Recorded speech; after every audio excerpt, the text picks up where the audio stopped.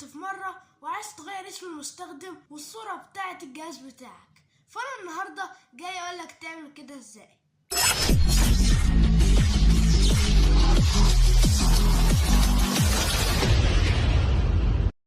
أول حاجة هنفتح كنترول بانل، وبعد كده نضغط على يوزر اكونتس، وبعد كده هنضغط على يوزر اكونتس وهنلاقي هنا الصورة، وهنا هنلاقي حاجة كده فوق اسمها شانج يور اكونت نيم.